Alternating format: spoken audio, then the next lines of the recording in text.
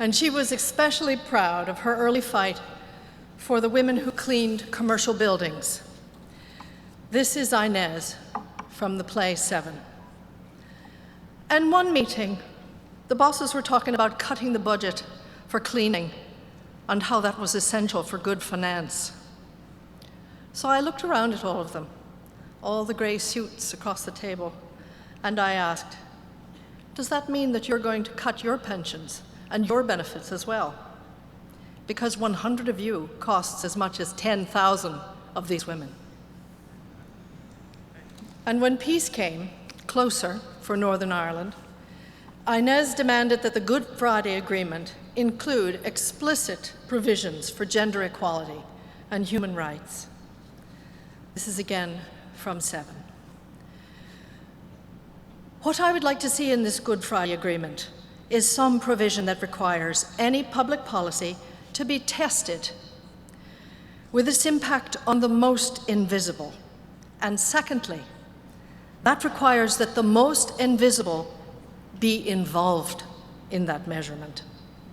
So we all went out and campaigned for participation, and finally we got it through. Only through participation can rights be realized and kept.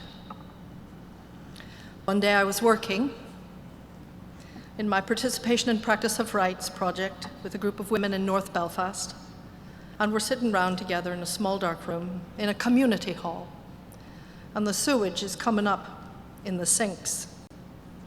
And these women, they've survived the worst, you know. And we're reading the Declaration of Human Rights out loud till we get to the word inalienable. And then I can hardly say it myself. It's hard to pronounce, so they all start laughing, and they think I'm saying alien, and they think I'm talking about outer space. And I said, it's hard to spell, too. But what does it mean, anyhow? One of the women asks. That word, inalienable. Well, it means that the rights that we're reading about, they're part of every human being. Well, what do we have to do to get these rights? Well, they're yours, I said. They belong to you because you're a human being.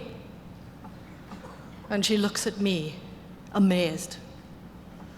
Well, that's the best fucking kept secret in the whole world, I would say.